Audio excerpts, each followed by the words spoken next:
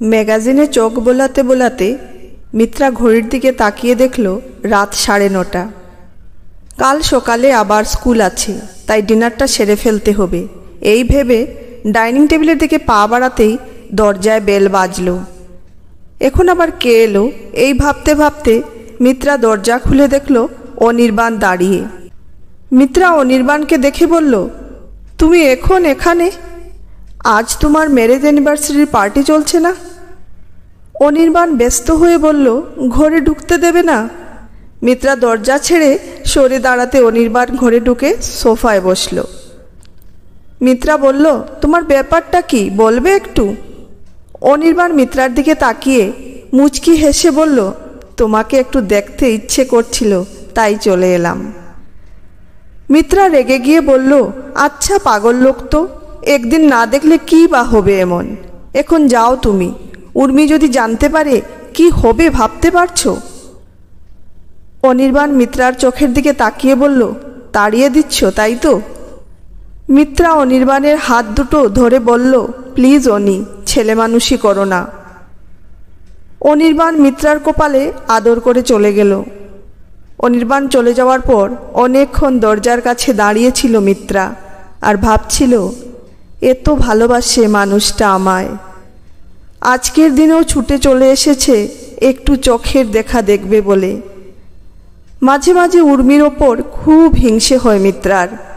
মিত্রার মনে হয়, ইস, আমি যদি আজ উর্মির জায়গায় থাকতাম তাহলে অনিকে সর্বক্ষণের জন্য নিজের কাছে পেতাম।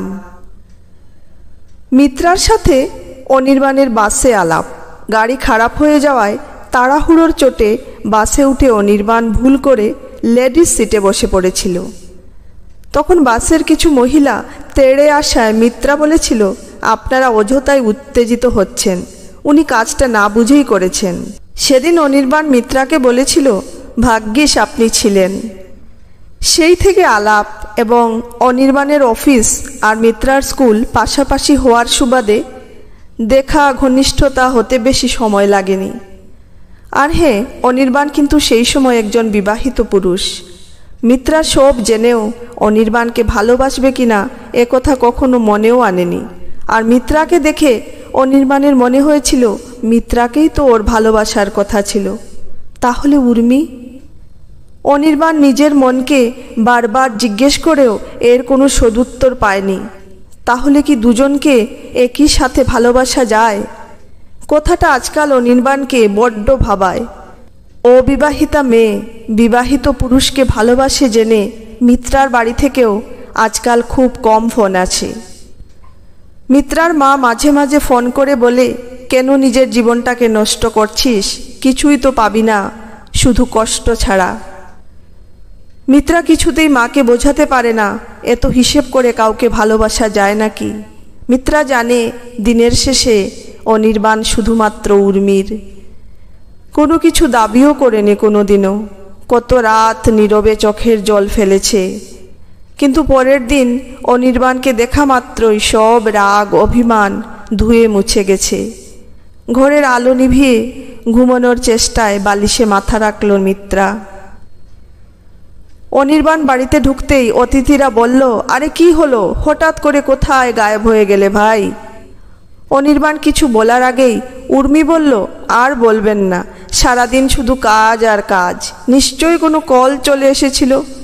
উর্মিকে আজ মিথ্যে বলতে পারল না অনির্বাণ, তাই হেসে এড়িয়ে গেল। উর্মি অপূর্ব সুন্দরী, রাস্তায় বেরোলে সবাই ওর দিকে বার দুয়েক তো তাকাবেই, এতটাই রূপের জৌলুস উর্মির। সেই তুলনায় মিত্রা অতি সাধারণ। অপরূপা না হলেও মিত্রার চেহারায় ব্যক্তিত্ব এবং বুদ্ধিমত্তার ছাপ স্পষ্ট। আজ উর্মিকে হীরের আংটি গিফট করেছে অনির্বাণ। পার্টি শেষ হয়ে গেলে খাটে বসে হাতের আংটিটা দেখছিল উর্মি। অনির্বাণ ঘরে ঢুকে বলল, এখনও আংটি দেখা চলছে? উর্মি বলল, 5 বছর হয়ে গেল, মনেই হয় না, তাই না? অনির্বাণ বলল, ঠিকই বলেছ, সময় কোথা দিয়ে চলে যায় বোঝাই যায় না। অনির্বাণ বিছানায় শুয়ে বলল, কাল সকালে আবার একটা মিটিং আছে। উর্মি বলল, তাই নাকি? তাহলে তুমি শুয়ে পড়ো, যাও। অনির্বাণ শুতে যাওয়ার সময় উর্মি অনির্বাণের হাতটা টেনে অনির্বাণকে নিজের কাছে এনে বলল, ভালোবাসো তো আমায়? অনির্বাণ বলল, কোনো সন্দেহ আছে তোমার? উর্মি হেসে বলল, আরে বাবা, ইয়ার কি করলাম। ঘুমন্ত অনির্বাণকে এক দৃষ্টে চেয়ে দেখছিল উর্মি, আর মনে মনে বলছিল, আজকের দিনটাতেও তুমি মিত্রাকে না দেখে থাকতে পারলে না, তাই না? 1 মাস আগে উর্মিকে ওর এক বান্ধবী জানিয়েছিল অনির্বাণ আর মিত্রার ব্যাপারে। উর্মি ভেবেছিল উচ্চবিত্তদের সিঁড়ি বানিয়ে হয়তো মেয়েটি ওপরে উঠতে চায়, তাই অনির্বাণকে কবজা করেছে যেন তেন প্রকারে। একদিন ওদেরকে দেখবে বলে গাড়ি নিয়ে পিছু নেয় উর্মি। অনির্বাণের ঝাঁ চকচকে অফিসের থেকে 10 মিনিট দূরে একটা ছোট বেসরকারি স্কুলে মিত্রা শিক্ষকতা করে। রোজ দুপুরে ওরা একটা ক্যান্টিনে লাঞ্চ সারে। এই খবরটা উর্মি পেয়েছিল, তাই ওই সময়ে ক্যান্টিনের বাইরে থেকে ওদের দেখছিল উর্মি। ওরা দুজন ইডলি সাম্বর খাচ্ছিল আর গল্প করছিল। উর্মি অবাক হয়ে দেখছিল ওরা কেউ কাউকে স্পর্শ না করেও যেন একে অপরের সাথে লেপ্টে রয়েছে। দুজনের চোখে এক অদ্ভুত প্রশান্তি। তাহলে কি অনির্বাণ আমাকে কখনো ভালোই বাসেনি? না, তা কি করে হয়? অনির্বাণ লম্পট, চরিত্রহীন কোনোটাই নয়। আর এখানেই তো সবচেয়ে বড় ভয় উর্মির। একটা মেয়ে এসে সব ওলট পালট করে দেবে, তা কি করে হয়? কিন্তু ওরা যে দুজন দুজনকে বড্ড ভালোবাসে। আকাশে সিঁদুরে মেঘ দেখল উর্মি। সেদিন উর্মি সিদ্ধান্ত নিল অনির্বাণকে কিছুই জানতে দেবে না। আরও বেশি করে আঁকড়ে ধরবে নিজের স্বামীকে, আরও বেশি করে ভালোবাসবে, বাঁধবে অনির্বাণকে। কিন্তু পারল কই? আজকেও তো মিত্রাকে না দেখে থাকতে পারল না অনির্বাণ। কি আছে ওই মেয়েটার মধ্যে? সারা রাত ধরে এই কথাই ভেবে চলল উর্মি। পরের দিন দুপুরে লাঞ্চ খেতে খেতে মিত্রা অনির্বাণকে বলল, তুমি এখানে আর খেতে এসো না তো। অনির্বাণ অবাক হয়ে বলল, কেন? মিত্রা লজ্জা পেয়ে বলল, ধুর, তোমাকে এখানে মানায় নাকি? অনির্বাণ বলল, খুব মানায়। তোমাকে মানালে আমাকেও মানায়, বুঝলে? মিত্রা কিছুক্ষণ ইতস্তত করে বলল, কাল পার্টি কেমন ছিল? অনির্বাণ খেতে খেতে বলল, ভালোই তো। মিত্রা বলল, তোমরা ফ্যামিলি প্ল্যানিংয়ের ব্যাপারে কিছু ভাবছো না? অনির্বাণ খাওয়া থামিয়ে মিত্রার মুখের দিকে তাকালো। মিত্রা সহজ হওয়ার চেষ্টা করে বলল, এটা তো নর্মাল ব্যাপার। 5 বছর হয়ে গেল তোমাদের, তাই বললাম। অনির্বাণ কোনো উত্তর না দিয়ে খাচ্ছিল। হঠাৎই মিত্রার 2 চোখ ফেটে জল এলো। বুকের কাছে কান্নাগুলো দোলা পাকিয়ে উঠছিল। তারপর নিজেকে সংযত করে বলল, চলো, দেরি হয়ে যাচ্ছে। অনির্বাণ মিত্রার হাত ধরে বলল, কেন এমন প্রশ্ন করো যেটা তোমাকে কষ্ট দেয়? মিত্রা বলল, চেষ্টা করি তো না করার, কিন্তু মাঝে মাঝে সব কেমন যেন গুলিয়ে যায়। এই বলে উঠে চলে গেল মিত্রা। একদিন স্কুল থেকে ক্লাস নিয়ে বেরোচ্ছিল মিত্রা। তখন দারোয়ান এসে বলল, দিদিমণি, আপনার সাথে একজন দেখা করতে এসেছেন। মিত্রা দেখল উর্মি দাঁড়িয়ে। সোশ্যাল সাইটে উর্মির ছবিগুলো প্রায় রোজই দেখে মিত্রা। কাছ থেকে আরও সুন্দরী লাগছিল উর্মিকে। মিত্রাকে দেখে উর্মি এগিয়ে এসে বলল, আমরা দুজনেই দুজনকে চিনি, এবং সেটা কার জন্য আশা করি বলতে হবে না। মিত্রা শান্ত গলায় বলল, কি বলতে এসেছেন বলুন। উর্মি বলল, তুমি আমার ভালোবাসায় ভাগ বসিয়েছ, সেটা আমি মেনে নিয়েছি, শুধুমাত্র অনির্বাণকে ছেড়ে থাকতে পারবো না বলে। কিন্তু আজ জানলাম তুমি আরেকজনকেও বঞ্চিত করতে চলেছ, কিন্তু সে তো কোনো অপরাধ করেনি। মিত্রা বলল, আমি ঠিক বুঝতে পারছি না আপনি কি বলছেন। উর্মি বলল, আমি মা হতে চলেছি, এবং আমি চাই আমার সন্তান একটা সুস্থ শৈশবের অধিকারী হোক। আজ যদি তুমি আমার জায়গায় থাকতে, তাহলে তুমিও কি তাই চাইতে না? উর্মির কথা শুনে 2 সেকেন্ড চুপ করেছিল মিত্রা। ওর মনে হলো সব কিছু যেন থেমে গেছে হঠাৎ। তারপর ধীরে ধীরে মিত্রা উর্মির দিকে এগিয়ে গিয়ে উর্মির হাত দুটো ধরে বলল, ঠিক বলেছ ভাই, আমি তো ভাগ বসালাম তোমার ভালোবাসায়, কিন্তু কি করব বলো, ভাগের ভালোবাসা হলেও বড্ড ভালোবাসি যে, তাই তো ছাড়তে কষ্ট হয়। এই বলে দৌড়ে চলে গেল মিত্রা। রাতে একসাথে ডিনার করছিল অনির্বাণ আর উর্মি। উর্মি খেতে খেতে বলল, এত ভালো খবর শুনে কিছু বলছো না যে?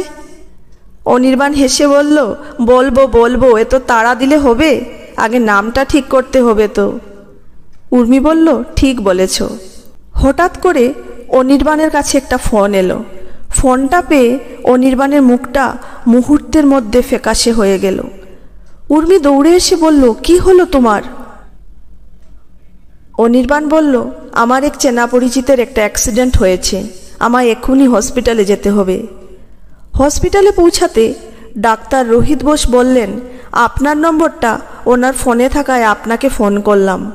মাথায় চোট লাগায় একটা ছোট সার্জারি করতে হয়েছে। অনির্বাণ ছুটে কেবিনে ঢুকে দেখল মিত্রা শুয়ে আছে। অনির্বাণ মিত্রার হাত দুটো ধরে বলল, খুব ব্যথা পেয়েছো তাই না? এই তো আমি এসে গেছি, আর চিন্তা নেই। মিত্রা চোখ খুলে অনির্বাণকে দেখে চাপা গলায় বলল, প্লিজ আপনি আমার বাড়িতে একটা খবর দিন। অনির্বাণ বলল, আপনি কাকে বলছো? আমি তোমার অনি। মিত্রা বলল, মাফ করবেন, আমি আপনাকে চিনতে পারছি না। আপনি প্লিজ আমার বাড়িতে খবর দেওয়ার ব্যবস্থা করুন। অনির্বাণ দৌড়ে ডাক্তারকে গিয়ে বলল, ও আমাকে চিনতে পারছে না কেন? ডাক্তার বলল, মাথায় আঘাত লাগায় কিছু সময়ের স্মৃতি উনি হারিয়েছেন, তাই উনি আপনাকে চিনতে পারছেন না। অনির্বাণ বলল, কবে ঠিক হবে? ডাক্তার বলল, এগুলো সময় সাপেক্ষ ব্যাপার, নির্দিষ্ট করে এখনই কিছু বলা সম্ভব নয়। অনির্বাণ পাগলের মতো আবার মিত্রার কাছে গিয়ে বলল, আমাকে চিনতে পারছো না মিত্রা? একটু চেষ্টা করো প্লিজ। মিত্রা বিরক্ত হয়ে বলল, কেন বারবার আসছেন বলুন তো আপনি? প্লিজ আমায় ঘুমোতে দিন। অনির্বাণ চলে গেল।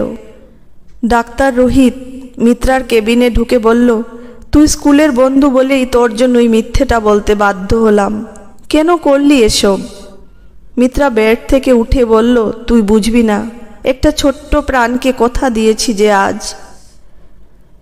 রোহিত বলল, ছেড়ে থাকতে পারবি অনির্বাণকে? মিত্রা হেসে বলল, আজ রাতেই আমি কলকাতা ছেড়ে দিচ্ছি, কাল থেকে অনি আমাকে কোথাও খুঁজে পাবে না।